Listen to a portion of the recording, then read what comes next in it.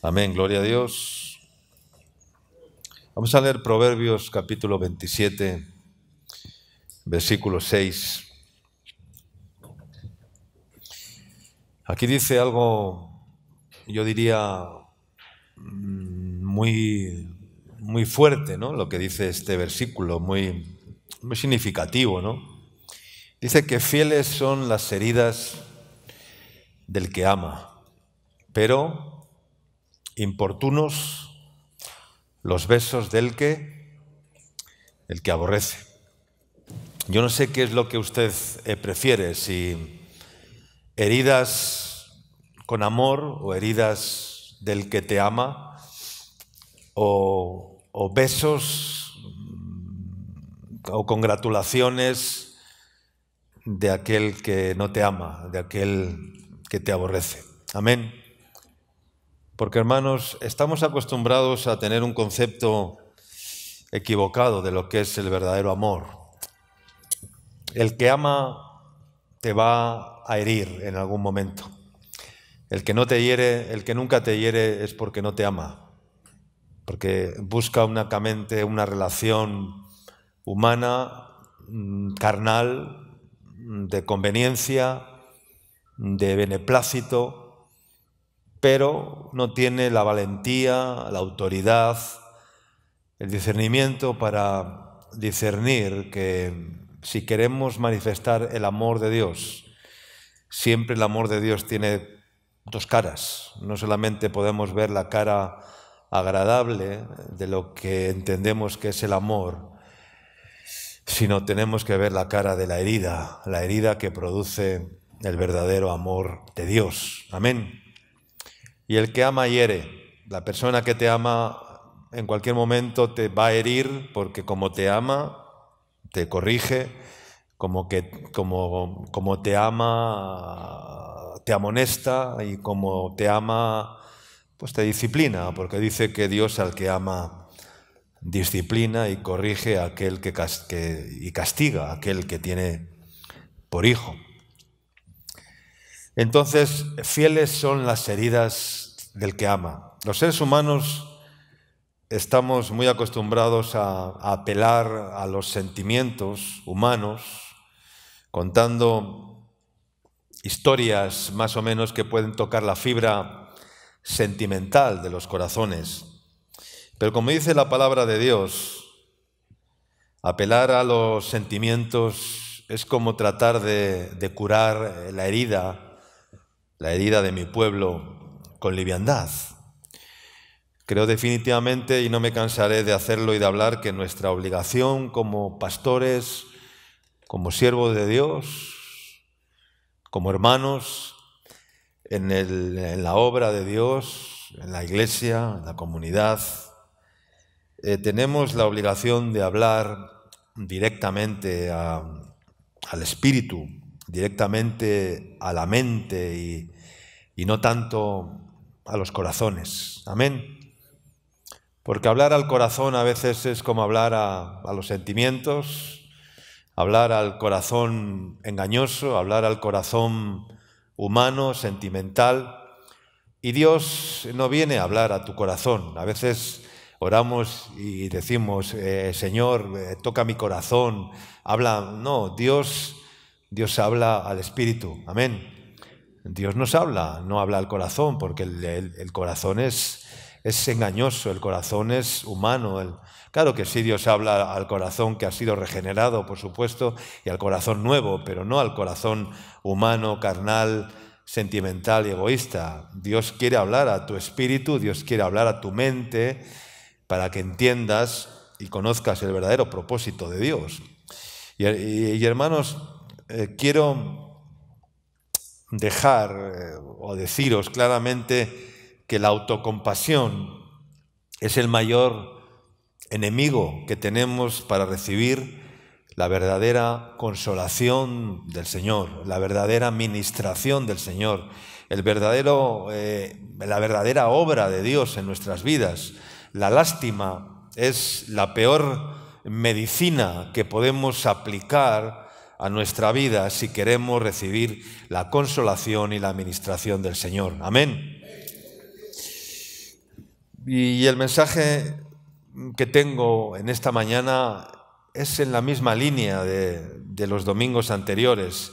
Es que tenemos que levantarnos y tenemos que andar. Muchos tendrán que curarse las heridas, como hacen los animales, que se lamen a sí mismos sus heridas y obedecer a la palabra del Señor, ¿no? que es muy clara, ¿no? Es tiempo de curarse las heridas, no de autocompadecerse, no de ir de lastimeros, de pobrecitos, sino de curarse las heridas. Y hay un momento dado en que tú te vas a tener que curar tus propias heridas, ¿no? Como Rambo en la película, ¿no? Cuando él solo se enfrenta y se tiene que curar las heridas y hace cosas increíbles. Él solo se sutura, él solo se corta, se saja, se cose, o sea, pero en el Señor es algo parecido, hermano. Tú vas a tener que curarte las heridas, como hacen los animales, como hacen, en vez de llorar como un lastimero, lleno de autocomplacencia y lleno de lástima y de autocompasión personal. Y obedecer a las palabras del Señor, como le dijo al hombre, aquel cojo que estaba en el templo de la Hermosa pidiendo limosna. El Señor le dijo: a ti te digo, levántate, toma tu lecho y anda. Yo sé que es duro porque hay personas que están en cierta manera quemadas por diferentes circunstancias de la vida. Seguro que habrá aquí algunas personas que han sufrido o están sufriendo de depresión, otros que están en debilidades o con debilidades emocionales tremendas, o incluso otros que están con problemas físicos, pero el Señor te dice: levántate, toma tu lecho, cúrate las heridas y anda. Amén. Y de nada sirve lo que dice Jeremías, capítulo 6, versículo 14, cuando dice: y curan la herida de mi pueblo con liviandad, diciendo paz, paz, y no hay paz. ¿De qué sirve curar las heridas de mi pueblo? Dice con liviandad, es decir, pues diciendo no. Dicen que hay paz, paz, paz, pero no hay paz. Dicen que hay sanidad, pero no hay nada. Eso es ser livianos, eso es ser muy superficiales, eso es ir por la superficie. Pero el Señor no está buscando eso, hermanos. Y yo no puedo alimentar la autocompasión de nadie diciéndote pobrecito o pobrecita, cuánto sufrimos y que tenemos que lamentarnos juntos como si fuéramos viudas plañideras que lamentan y lloran, consolándose unas a otras, velando al lado del féretro del difunto. No sé, hermanos, ese no es el plan de Dios. Yo no quiero apelar a los sentimientos de nadie, acá, ni hoy, ni nunca, porque Jesús nunca va a tocar las fibras sentimentales o emocionales de nuestras emociones. Él va directamente. Él no va a tocar la fibra humana, sentimental de tu corazón. No, Él va a ir directamente a la herida. Él hace la llaga y Él la sana. Él es el que mete la espada, Él es el que corta, Él es el que... Dios va a ir a eso, hermanos. Y si detenemos la espada, si detenemos la espada que hace la herida por amor en nuestras vidas, entonces estamos deteniendo y estorbando el plan y el propósito de Dios en nuestras vidas. Muchas veces estamos esperando equivocadamente que el Señor venga y tenga conmiseración de nosotros. Dios no es un Dios conmiserable. Dios es un Dios misericordioso.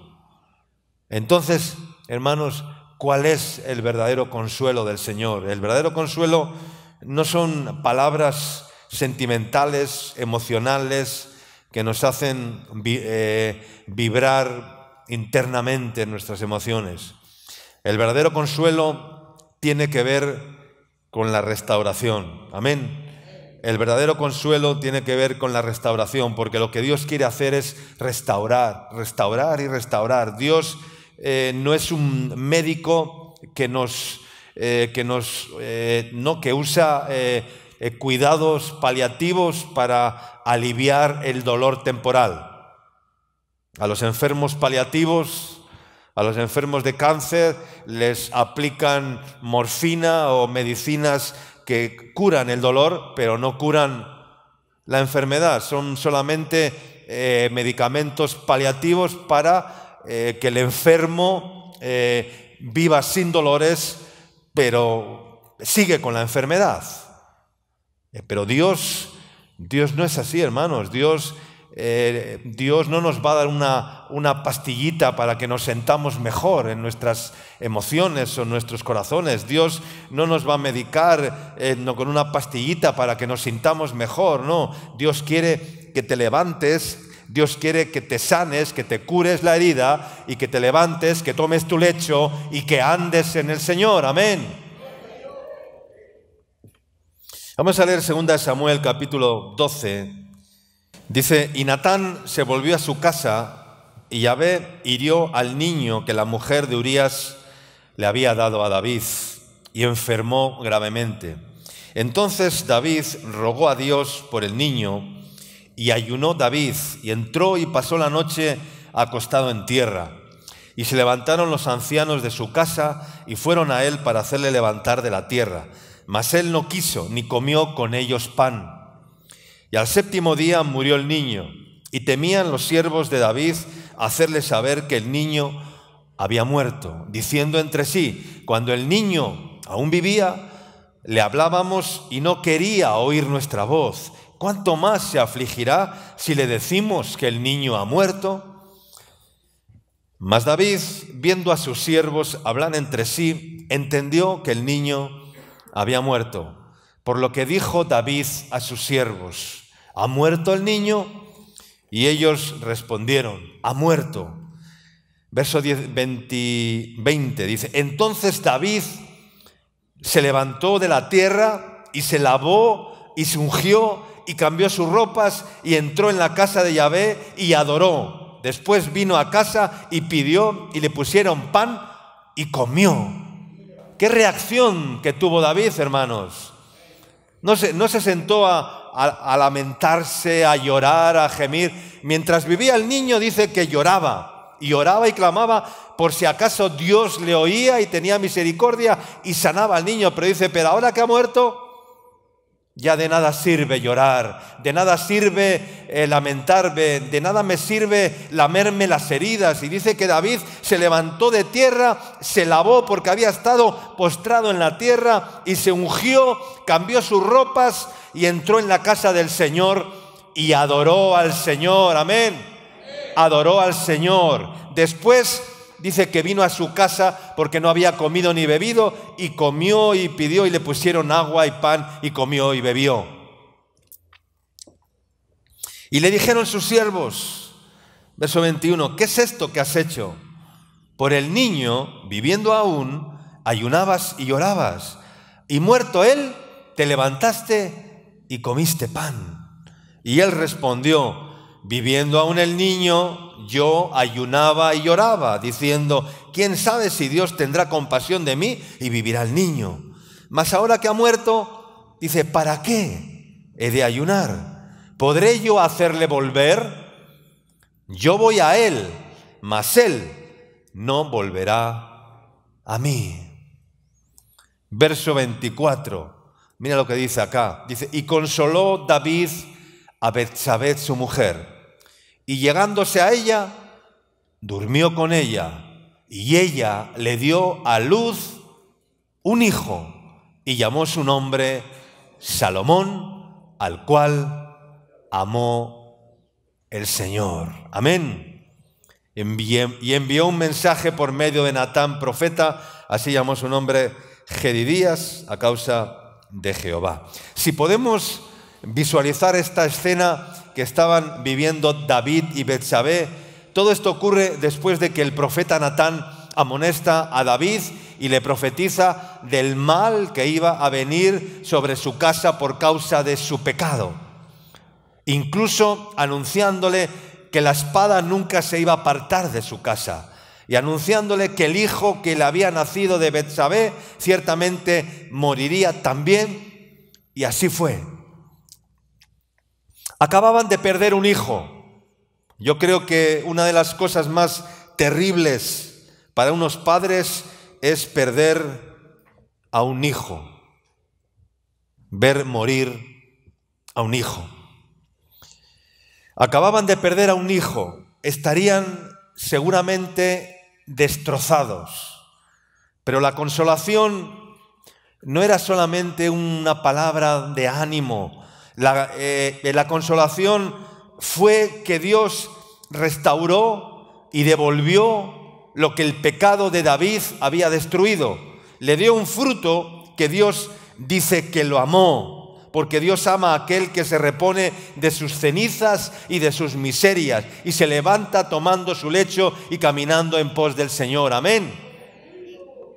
Dice que consoló David a Betsabé su mujer, y David dice que se llegó a ella y durmió con ella y les dio a luz un hijo y llamó su nombre Salomón, al cual amó el Señor.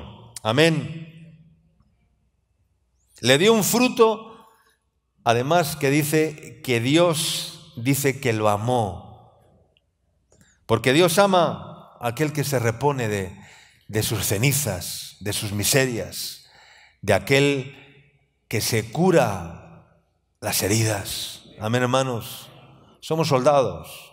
El soldado tiene que estar preparado para curarse las heridas. Amén, hermanos.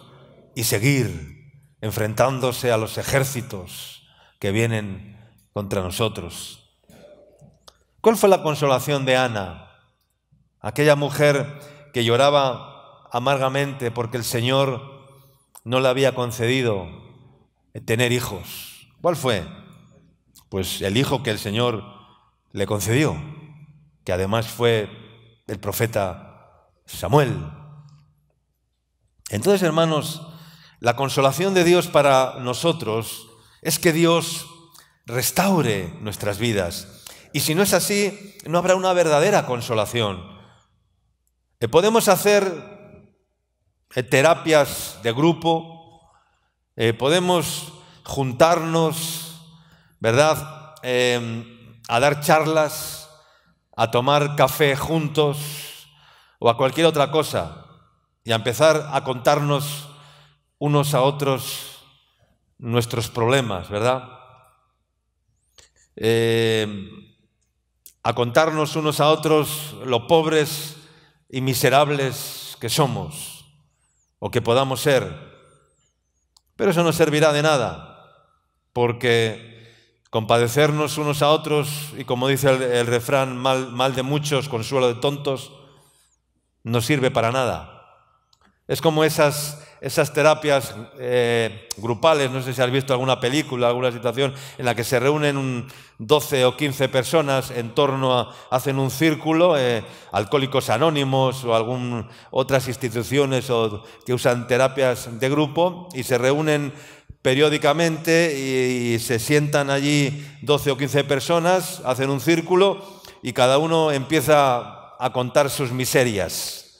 Y todos escuchan, ¿no? Y el turno de cada uno, pues yo esta semana pues no he consumido, solamente un día no sé qué, y empiezan a contar sus problemas unos a otros y así, y todos escuchan lo que uno dice y se apoyan psicológicamente, son terapias de grupo, a ver si consiguen superar sus problemas, todos se cuentan sus penas unos a otros, sus miserias, Hermanos, eso no es lo que el Señor quiere. Amén, hermanos.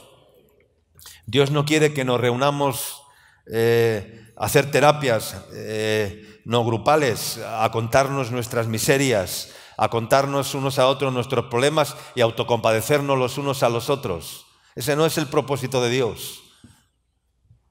No podemos estar toda la vida como viudas plañideras, lamentando al lado del féretro, de la miseria, de la herida que no ha sido sanada. Es tiempo de curarse las heridas, hermanos. Es tiempo de curarse las heridas. Y Pedro, en una ocasión, estaba muy deprimido. Pedro estaba destrozado. Había visto a su líder, a su referente, había visto a Jesús morir. Y por lo tanto, había perdido la fe en ese líder en el que creía. Y entonces Pedro pensaba en esa depresión, en esa tristeza, que todo había sido un fracaso, que aquella gloriosa experiencia que habían tenido se había terminado. Y entonces Pedro, desconsolado y totalmente defraudado con la situación que estaba viviendo, decidió volver a su trabajo anterior. ¿Cuál era su trabajo anterior? Era pescador. El Señor le sacó de la pesca, le sacó de remendar las redes, le sacó de la barca y le dijo: ven conmigo y sígueme y yo te voy a hacer pescador de hombres. Pedro experimentó la gloria de Dios, dejó su trabajo, dejó su casa, dejó su medio de vida y convivió con Jesús, vivió con Jesús, vio los milagros de Jesús. Bueno, fue una experiencia gloriosa hasta que Jesús les dijo: Pedro, antes de que el gallo cante me negarás 3 veces, yo tengo que morir, me tengo que ir, pero volveré, y bueno, y una serie de cosas. Pero Pedro lo veía todo negro en aquel momento, estaba totalmente decepcionado, herido, ofendido y entristecido, y entonces dijo: hasta aquí, vuelvo a lo que era mi vida anterior, voy a volver a pescar. Y entonces, desolado y totalmente defraudado, vuelve a su trabajo anterior, como está escrito en Juan capítulo 21, versículos del 1 al 3. Dice: después de esto, Jesús se manifestó otra vez a sus discípulos junto al mar de Tiberias, y se manifestó de esta manera. Estaban juntos Simón Pedro, Tomás, llamado el Dídimo, Natanael, el de Caná de Galilea, los hijos de Zebedeo y otros 2 de sus discípulos. Simón Pedro les dijo, ¿qué les dijo? Voy a pescar. Esto es un cuento, hermanos. Aquí se acabó todo. Es como si yo ahora mismo les diría a ustedes: mira, esto de la iglesia y el Señor y todo esto ha sido un sueño. Cuelgo las botas, dejo la Biblia y el hábito y me voy otra vez hasta aquí. Esto es una decepción. Me voy a pescar. A ver qué pesco. A ver si pesco una merluza. ¿Ya? Así estaba Pedro. Me voy a pescar, les dijo. Me voy a pescar. Chao, me voy a pescar. Ellos le dijeron: vamos nosotros también. Vamos nosotros también contigo, porque ellos también estaban decepcionados. Y entraron en una barca y aquella noche, como sabemos, pues no pescaron nada. Para no leer todo el texto, después Jesús se apareció a ellos nuevamente, pero ellos no sabían que era Jesús.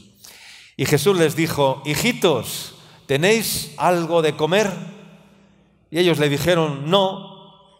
Entonces Jesús les dijo: echad la red a la derecha de la barca y hallaréis. Echad la red a la derecha de la barca y hallaréis.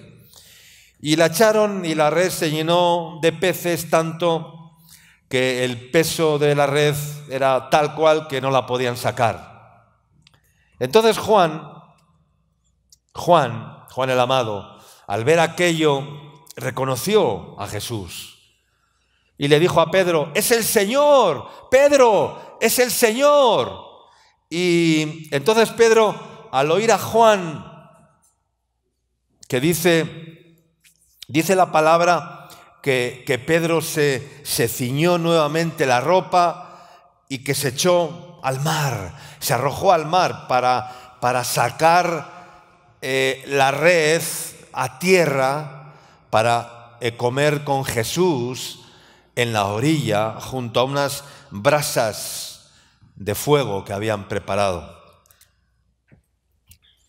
Y después, cuando hubieron comido, verso 15 en adelante, Jesús tiene una conversación ¿con quién? Con Pedro, verso 15 al 19. Y le dice lo que todos sabemos: Simón, hijo de Jonás, ¿me amas más que estos? Le respondió: sí, Señor, tú sabes que te amo. Él le dijo: apacienta mis corderos. Volvió a decirle la segunda vez: Simón, hijo de Jonás, ¿me amas? Pedro le respondió: sí, Señor, tú sabes que te amo. Le dijo: pastorea mis ovejas. Le dijo la tercera vez: Simón, hijo de Jonás, ¿me amas? Pedro se entristeció de que le dijera la tercera vez: ¿me amas? Y respondió: Señor, tú lo sabes todo. Tú sabes que te amo. Jesús le dijo: apacienta mis ovejas. De cierto te digo, cuando eras joven te ceñías e ibas donde querías, mas cuando ya seas viejo, extenderás tus manos y te ceñirá otro, y te llevará a donde no quieras. Esto dijo, dando a entender con qué muerte había de glorificar a Dios. Y dicho esto, añadió: sígueme. Jesús no se acercó a Pedro para compadecerse de su estado de ánimo, hermanos, por su debilidad emocional o por su depresión. Jesús comenzó a darle instrucciones a Pedro. Y claro, le hizo una pregunta: ¿me amas? Pedro le respondió: sí, Señor, tú sabes que te amo. Pues si me amas, apacienta mis ovejas. Si me amas, pastorea mis ovejas. Si me amas, apacienta mis corderos. Si me amas, sígueme. Es decir, Jesús rápidamente comenzó a Pedro a darle nuevamente instrucciones de lo que debía de hacer. No puedes quedarte en ese pozo de la desesperación, Pedro, en esa situación de amargura. Tienes que levantarte, tienes que ceñirte, tienes que tomar tu lecho y tienes que andar en el nombre del Señor. Tienes que curarte las heridas, le dijo el Señor a Pedro. Yo tal vez te hice una herida, porque fieles son las heridas del que ama. Y si te echo una herida, Pedro, es porque te amo y porque quiero que desarrolles, porque quiero que crezcas, quiero que seas un hombre más íntegro, quiero que seas una mujer más piadosa, más íntegra en el Señor. Entonces, no hay una verdadera consolación si no hay una restauración. Pedro estaba siendo ministrado por Jesús, consolado por Jesús, y a su vez Pedro estaba siendo restaurado por Jesús. Porque consolar sin restaurar, dice la palabra de Dios que es consolar sin restaurar, es curar la herida de mi pueblo con liviandad, como hemos leído antes en Jeremías. Y el Señor tiene compasión y misericordia con aquellos que están pasando periodos, tal vez así, de depresión, en la obra o en el ministerio o en la iglesia. Ya no les produce la satisfacción que antes les producía y a lo mejor se ha convertido hasta en una carga pesada. Pero Dios te vuelve a decir hoy: venid a mí todos los que estáis cargados y trabajados y cansados, que yo os haré descansar, dice el Señor. Y esta es la verdadera restauración, hermanos, el descanso en el Señor. La restauración es darte un nuevo fruto espiritual que Dios ama, como hizo con David. ¿Cómo le restauró Dios a David? Dándole un nuevo hijo. Había perdido un hijo y nada más que le dio a un hijo que fue Salomón, al cual dice amó Dios. Y esa es la verdadera restauración, el verdadero descanso, la restauración de darte un nuevo fruto espiritual que Dios ama, como hizo con David. Pero es necesario levantarse. No podemos continuar compadeciéndonos de nosotros mismos, relamiéndonos las heridas. Es tiempo de sanar las heridas, de cerrar las heridas, para que no haya más hemorragias. Esa es la verdadera y completa restauración, hermanos. Y no podemos estar viviendo toda la vida de la misericordia de los demás, viviendo de las migajas, esperando recibir una limosna, porque vivían en una sociedad acostumbrada a vivir recibiendo limosnas. Un paralítico podía vivir perfectamente mendigando todos los días de su vida en la puerta del templo, porque la cultura judía, en la cultura judía hay un principio de generosidad, de ser dadivosos, de ser complacientes, e incluso la Torá les obliga a dar limosna a los pobres. Entonces, un paralítico, un enfermo, alguien impedido, podía vivir tranquilamente pidiendo limosna en un templo, en las puertas de un templo o en una calle, porque la cultura judía se lo permitía.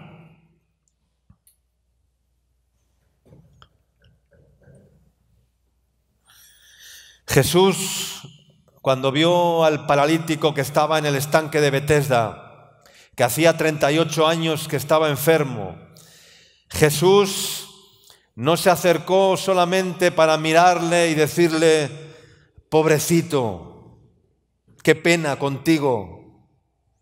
¿Cuántos años llevas aquí, hijo? 38 años. Qué pena me das. Pobrecito, qué pena contigo. No. Jesús le preguntó: ¿quieres ser sano? No se autocompadeció de él, solamente mirándole y...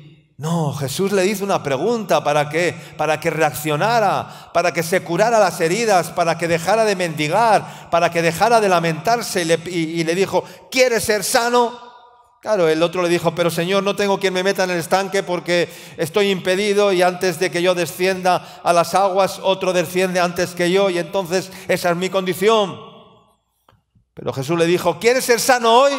Déjame de cuentos, déjate de tus limitaciones, de tus impedimentos, de tus autocompasión a ti mismo. ¿Yo qué te he dicho? Que si quieres ser sano o no. Y entonces el Señor le dijo: levántate, toma tu lecho y anda. No, bueno, eso se lo dijo al que estaba en el templo de la Hermosa pidiendo limosna. Pero a este también le sanó, ¿no? Jesús, hermanos, no viene a apelar a tus emociones. Él no quiere ver tus lágrimas de autocompasión y de autoconmiseración sobre ti mismo, para ti mismo. Él no quiere levantarnos solamente a un estado emocional que nos haga sentir un poco mejor, porque Jesús no viene a hablar con tus emociones, hermano. Jesús no viene a hablar con tus sentimientos. Jesús no viene a hablar con tu corazón lleno de emociones, de tu corazón emotivo, de tu corazón, no.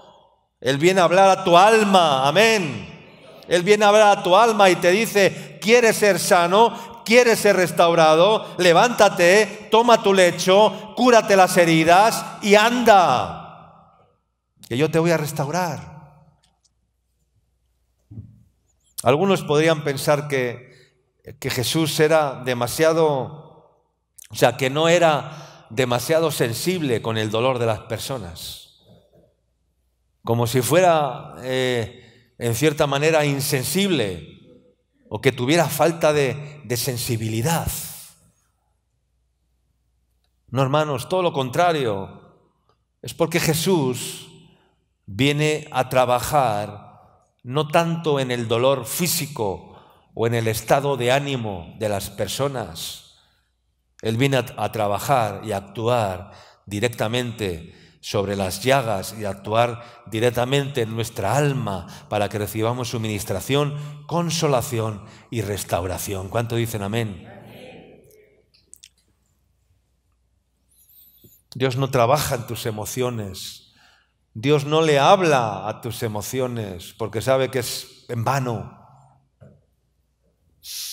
El capítulo 15 de Lucas, no lo vamos a leer, habla de 3 cosas que se perdieron.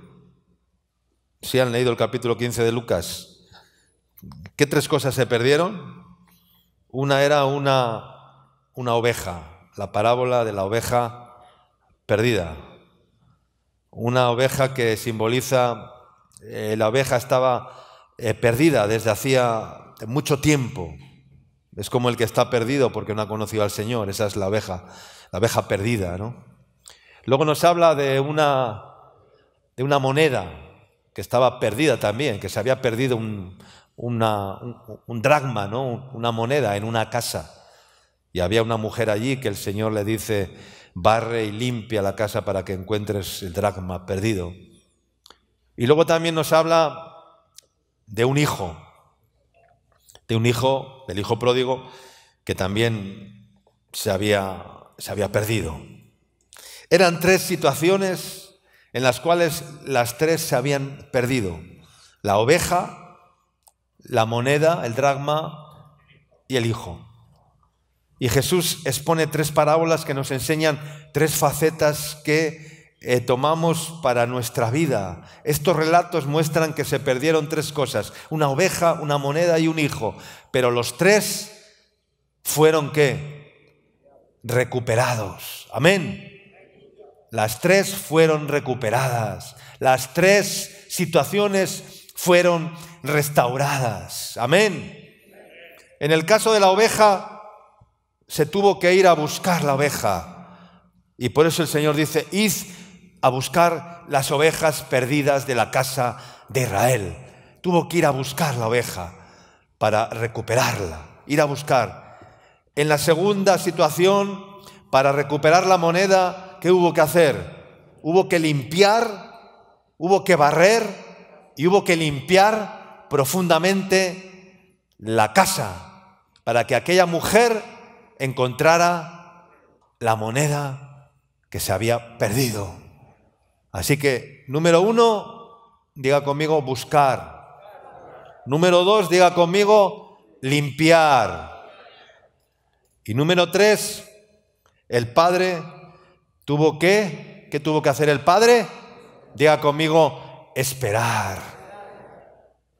Buscar, limpiar y esperar. ¿Por qué? Porque tarde o temprano el hijo tenía que volver a la casa del padre. Amén. Esa era la promesa del hijo perdido, del hijo pródigo. Y el padre supo esperar a que el hijo regresara para ver el cumplimiento de la promesa.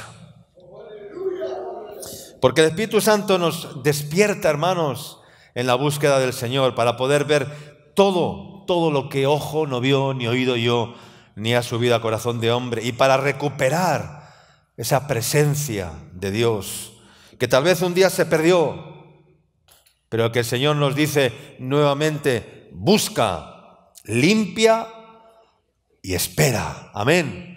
Busca, limpia tu casa, barre la casa, porque viene la fiesta de los panes sin levadura. Y antes de la fiesta de la Pascua, en toda casa judía tenían que barrer minuciosamente la casa para que no hubiera ni un resto de levadura, ni un resto de suciedad, para prepararse para celebrar el Pesaj, para celebrar la Pascua con Jesús.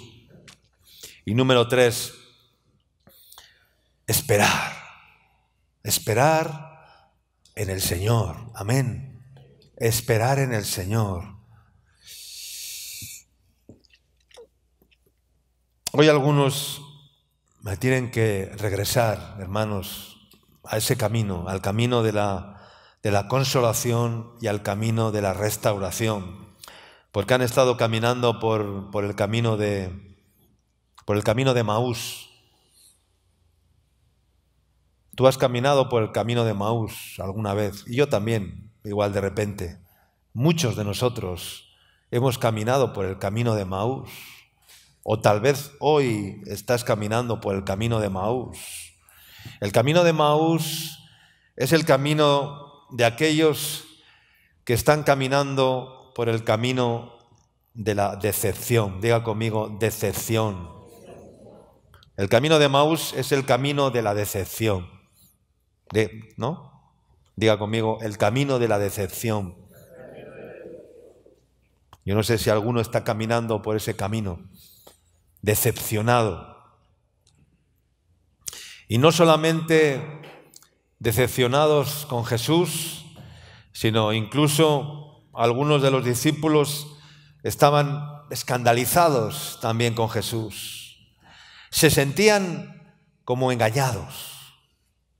Se sentían como engañados. ¿Cuántos se han sentido engañados alguna vez? Sí, es duro, ¿verdad? Sentirse engañado, ¿no? Sentirse engañado, ¿verdad? Pero algunos se autoengañan a sí mismos. Y los discípulos se habían sentido engañados. Les prometieron que iban a ser felices, les prometieron que todo les iba a ir bien, pero mira cómo estoy ahora. He hecho unos, bueno, no sé cómo decirte, ¿no? Estaban decepcionados porque se habían sentido engañados. Aquellos hombres estaban también avergonzados. ¿Por qué? Porque habían seguido a alguien que les había fallado y que incluso ellos pensaban que les había abandonado. Yo no sé si tú te has sentido así alguna vez, decepcionado, engañado, abandonado. Les dijo que iba a resucitar, pero no lo estaban viendo resucitado.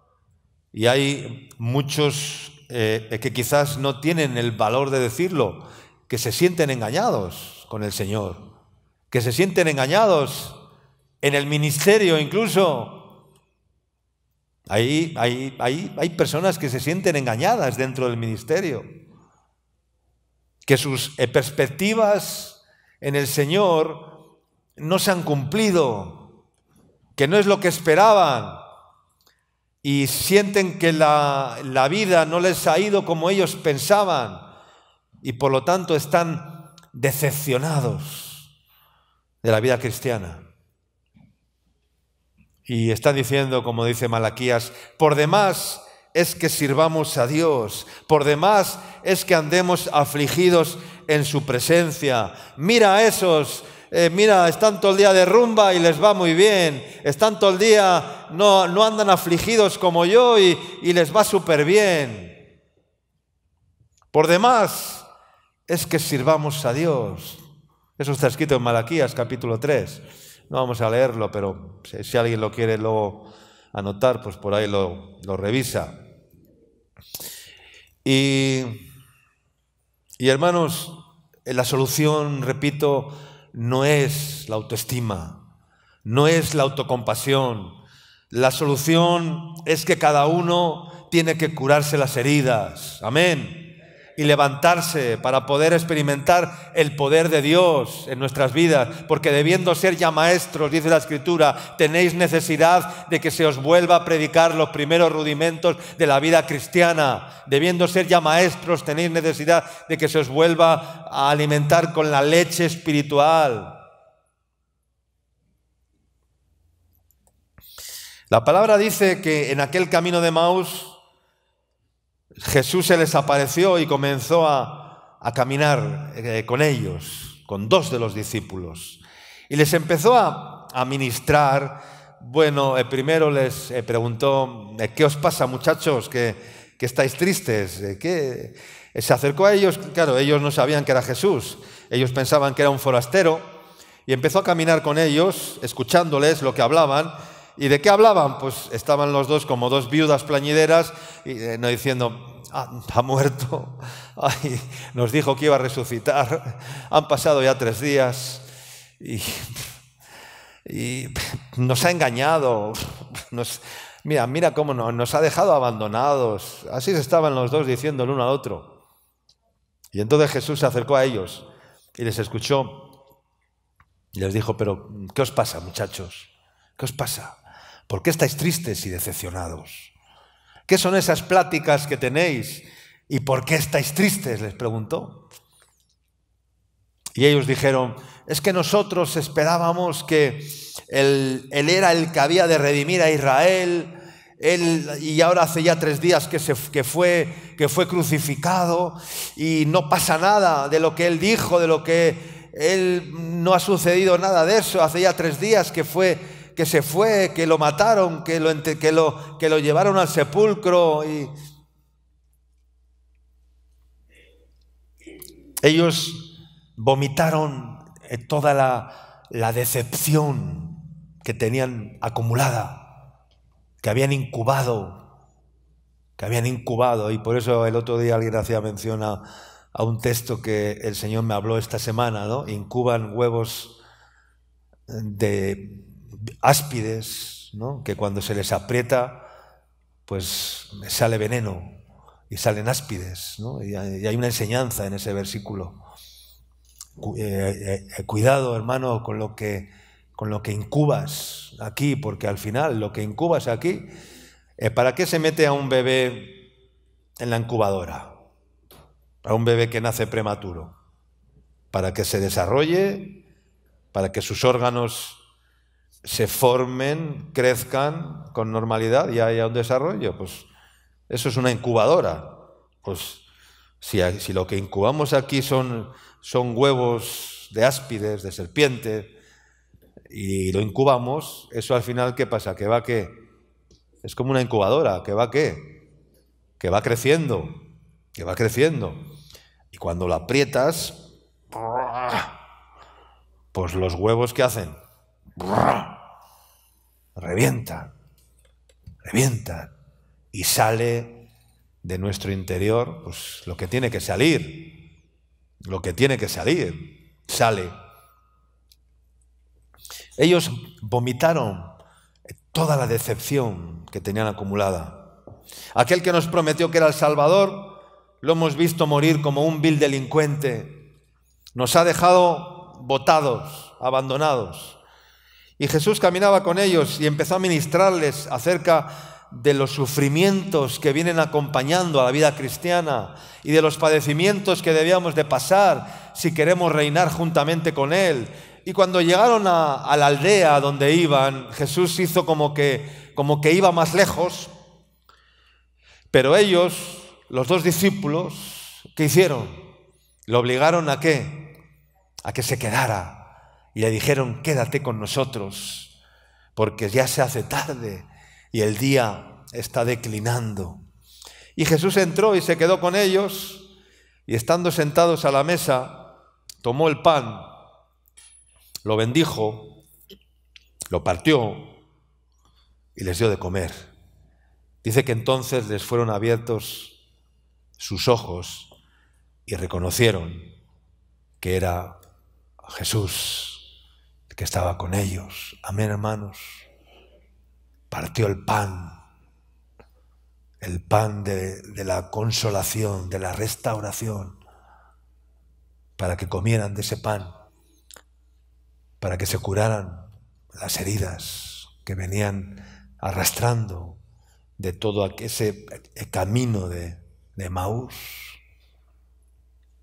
Hermanos, dejen de caminar por el camino de Emaús, del camino de la decepción, el camino de la autocompasión, el camino de la autoconmiseración. Dejen de caminar por ese camino, no sirve para nada. No vas a recibir, en ese camino, no vas a recibir consolación, no vas a recibir ministración del Señor, hasta que no te sientes a la mesa a comer con Jesús y partas el pan con Jesús y te cures las heridas, no vas a poder vivir en paz y no vas a poder ver el fruto, como vio David, el fruto de la aflicción, de cuando vio que Dios le dio un hijo, al cual llamó Salomón y al cual amó el Señor. Amén.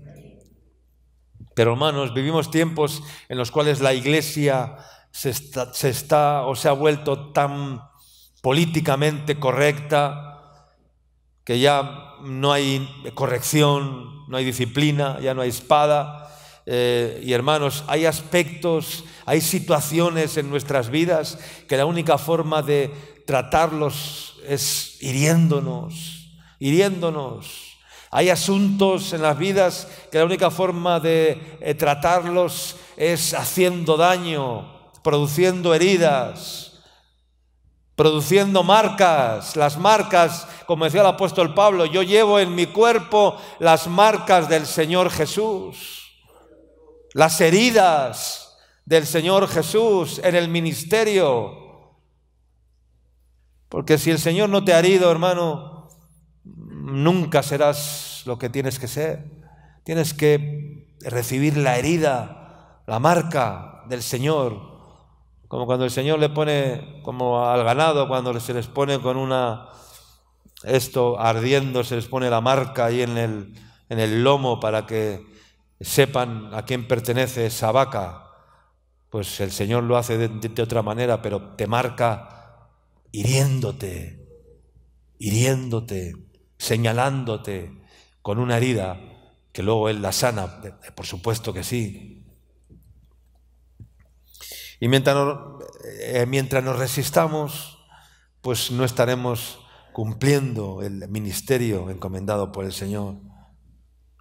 ¿Cuántas personas hoy en día, cuando se les confronta con su problemática y quieres en alguna manera ayudarles, pues porque para ayudarles tienes que hurgar en la herida y tienes que herirles en cierta manera, abandonan y dicen, no, esto no es para mí, estaba equivocado, estaba decepcionado porque metiste el dedo en la llaga. Pablo les llegó a decir a los Gálatas, dice, me he hecho pues vuestro enemigo por deciros la verdad. Pablo se hizo enemigos por decir la verdad. Dice, me hubierais sacado los ojos, les dijo en esa ocasión, me he hecho vuestro enemigo por deciros la verdad.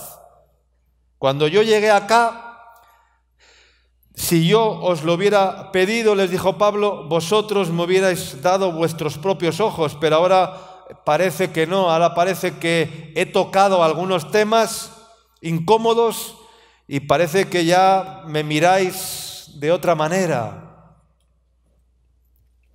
Hermanos queridos, Dios tiene que hacernos daño. Hay un proceso en la vida del creyente, del siervo de Dios, que para madurar y crecer ha de ser doloroso y difícil. Y hay un proceso que produce dolor y heridas. Luego anhelamos la unción, la gracia de Dios con nosotros, pero subimos de la espada, pues eso nunca se va a producir. Amén, hermanos. Vamos a leer Job capítulo 5 y terminamos versículos 17 y 18.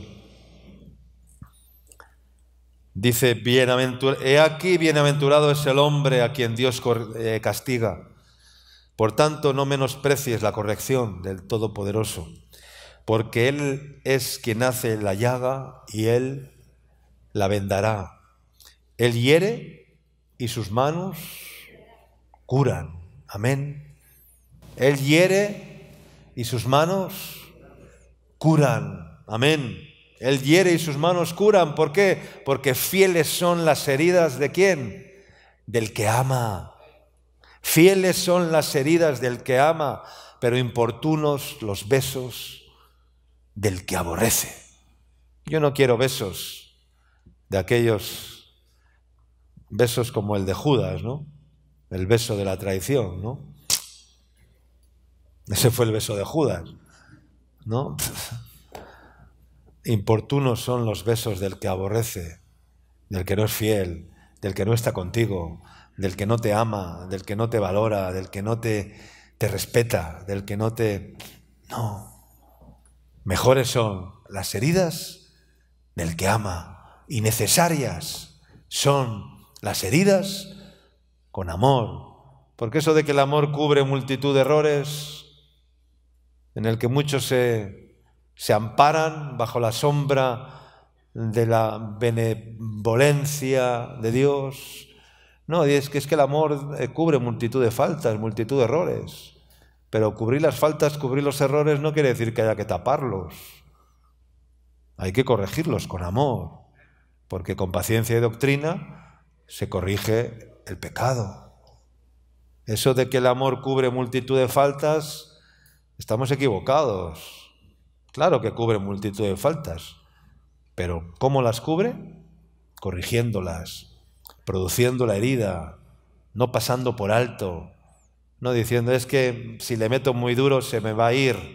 Bueno, pues que se vaya, otro vendrá, otro ocupará su lugar, no pasa nada. Hermanos, no podemos vivir así, no podemos vivir así. Yo lo tengo cada vez más claro en mi ministerio y en mi vida, de que no me quiero rodear de un ejército de viudas plañideras, decepcionadas, lamentándose, velando un féretro. Eso no sirve para nada. Amén. Él es el que hace la llaga y Él la vendará. Él hiere y sus manos curan. Amén, hermanos. Vamos a leer el Salmo 86, 17 y oramos. Póngase de pie ahí donde está. Pongan en la pantalla Salmos 86, 17. Dice la palabra de Dios: haz conmigo señal para bien, y véanla los que me aborrecen y sean avergonzados, porque tú, Yahvé, me ayudaste y me consolaste. Amén. Dile al Señor: Señor, haz conmigo señal para bien. Amén. Si me tienes que herir, me tienes que herir, Señor, porque lo necesito. Y véanla, dice esa señal, véanla todos los que me aborrecen y sean avergonzados, porque tú, Señor, me ayudaste y me consolaste. Amén. Pero déjate amar, déjate amar. Que hay personas que no se dejan amar, que cuando les hieres dejan de amarte. Dice la Biblia: corrige al sabio y te amará. Corrige al sabio y te amará. Corrige al escarnecedor y se volverá contra ti.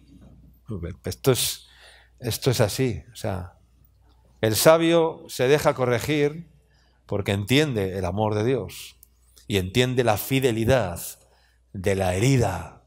Pero el que es carnal, lleno de emociones, sentimental, humano, él es escarnecedor. Dice: corrige al escarnecedor y se volverá contra ti. Si puede te pegas, si puede se vuelve contra ti. Amén, hermanos. Las fieles heridas del amor de Dios necesitamos en nuestras vidas, pero es tiempo de levantarse, tomar el lecho y andar. Amén. Es tiempo de buscar, de limpiar y de esperar. Las 3 parábolas de Lucas 15. Es tiempo de curarse las heridas, hermano. Es tiempo de sacar el cuchillo, como hizo Rambo, y sacar el hilo, la aguja y a coser las heridas. Aunque quede una cicatriz un poco fea, no pasa nada. no pasa nada. De lo que se trata es de cerrar la herida. La cicatriz es lo que queda después. Una cicatriz es algo que emana después de que una herida ha sido cerrada. Y las cicatrices en nuestro cuerpo son las marcas del Señor. Son las marcas del Señor. Y tenemos que tener cicatrices. El que no tiene cicatrices en su cuerpo, en su alma, es porque no ha recibido la espada, hermano. No ha recibido el dolor de la espada, del amor de Dios. Aleluya.